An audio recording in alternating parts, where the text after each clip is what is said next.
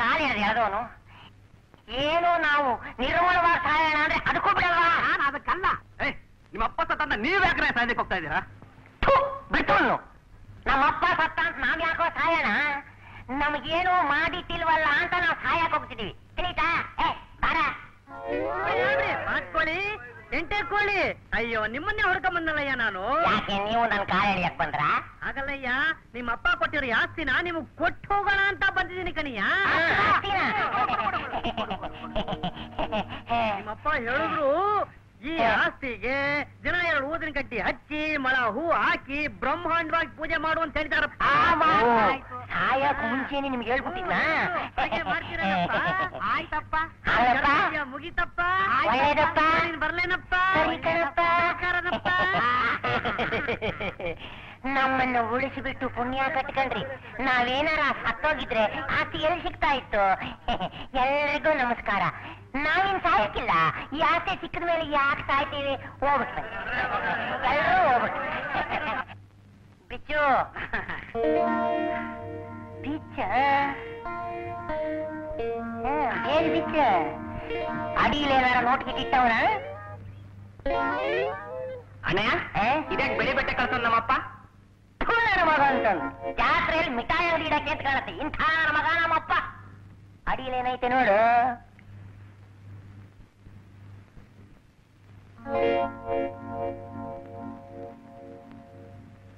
ಅಣ್ಣಯ್ಯ, ಇದೇನ್ ಬೆಳಿ ಬಟ್ಟೆನು ಫೋಟೋನು ಕಳ್ಸ್ಬಿಟ್ಟವನೆ? ಇದೇನಾ ದೊಡ್ಡ ಆಸ್ತಿ?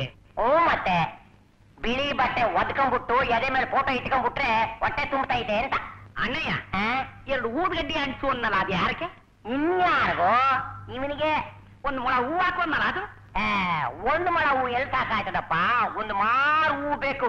ನನ್ನ ಮಗನೇ, ಇವನಿಗೆ ಮಕ್ಕಳು ಬದುಕಕ್ 3 ಕಾಸು ಮಡಗಿಲ್ಲ ನನ್ನ ಮಗ. ಅಣ್ಣಯ್ಯ, ನೀನು ಬರ್ಕೊಂಡ್ಬಿಟ್ಟವನೆ. ಬರ್ಕೊಂಡದ್ದು ಅದು ಬೆಳೆದಿರೋದು. ಈ ನನ್ನ ಮಗನ ಮೀಸೆ ಬೇರೆ ಕೇಳು. ಸುಂದರವಾದ ಮಕ.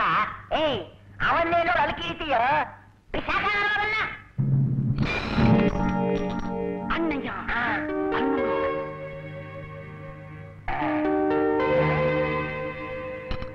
ಅಣ್ಣಯ್ಯ, 10 ರೂಪಾಯಿನೂ ಮಾಡ್ಬಿಟ್ಟವನೆ, 1 ಚೀಟಿನೂ ಮಾಡ್ಬಿಟ್ಟವನೆ. ಆ 10 ರೂಪಾಯಿ ನೀನು ಮಡಕ್ಕೋ, ಚೀಟಿಲಿ ಓದು ಏನಾಯ್ತು ನೋಡೋಣ.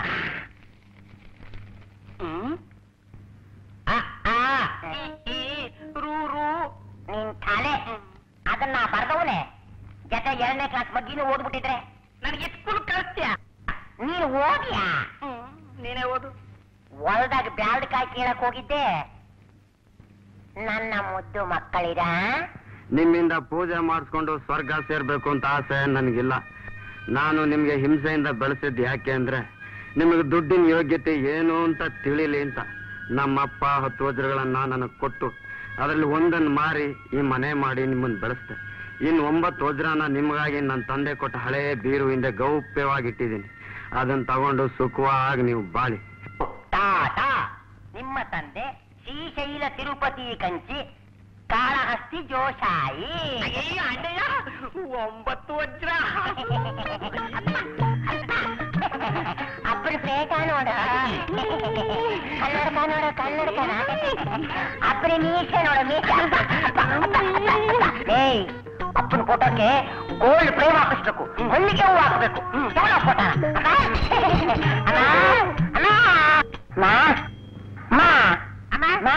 ಏನ್ರಪ್ಪ? ಅಮ್ಮ, ಅಪ್ಪ ಒಂದು ಬೀರು ಇಟ್ಟಿದ್ನಲ್ಲ, ಅದೇನಾಯ್ತು? ಯಾಕ್ರಪ್ಪ? ಅದು ಅದರೊಳಗೆ ಅಪ್ಪ 9 ವಜ್ರನ ಗೋಪ್ಯವಾಗಿ ಇಟ್ಟಿದಾನಂತೆ. ಅದನ್ನ ಏನಾಯ್ತು ನೋಡ್ಬೇಕು. ಅಯ್ಯೋ, ನನ್ ಕಂದ್ಗಳ ಪಕ್ಕದ ಬೀದಿ ದೊಡ್ಡಯ್ಯನ್ಗೆ 150 ರೂಪಾಯಿಗೆಲ್ಲ ಮಾರ್ಬಿಟ್ನಲ್ರಪ್ಪ. ಅಣ್ಣ ಮಾರ್ಬಿಟ್ಲಂತೆ, ಒಳ್ಳೇದಾಯ್ತು ಬಿಡು. ನೋಡು ಏನ್ ಚೆನ್ನಾಯ್ತು. 9 ವಜ್ರ ಹೋಯ್ತಲ್ಲ ಅಂತ ನಾನು ಸಂಕಟ ಪಡ್ತಿದ್ರೆ ನಡಿ ಆ ದೊಡ್ಡ ಎಲ್ಲಿದಾನ ನೋಡೋಣ. ದೊಡ್ಡಪ್ಪ, ದೊಡ್ಡಪ್ಪ, ನಾವು ಮರಿ ಮಕ್ಕಳು. ಯಾರೇ ನಿಮ್ಮ ಮರಿ ಮಕ್ಕಳು? ನನಗೆ ಯಾವ ಮರಿ ಮಕ್ಕಳೇ? ಅಯ್ಯೋ ಅಯ್ಯೋ, ಯಾವ ಮರಿ ಮಕ್ಕಳು? ಚಂಡಾಲ ನನ್ನ ಮಕ್ಕಳ. ಕಿಂಡಿ ನೋಡು ಗೊತ್ತಾಗತ್ತೆ. ಮಧ್ಯರಾತ್ರಿ ನಿಮ್ದು ಏನೋ ಗಲಾಟೆ?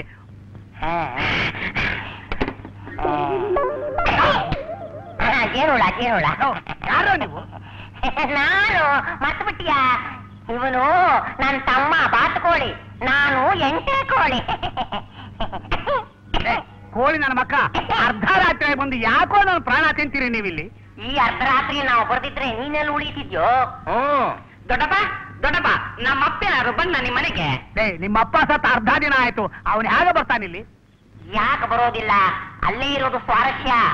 ನಿನ್ನೆ ಕನಸಿನಲ್ಲಿ ಬಂದು ಹೇಳಿದ, ಇವತ್ತು ರಾತ್ರಿ ಬರ್ತೀನಿ, ಆ ದೊಡ್ಡರ ಕೊತ್ತ ಹಿಡಿಕೆ ಪ್ರಾಣ ತೆಗೆದು ಕೊಡ್ತೀನಿ, 150 ರೂಪಾಯಿಗೆ ಬೀರು ತಗೊಂಡು ಹೋಗಿದ್ದಾನೆ ಅಂತ ಹೇಳ್ದ.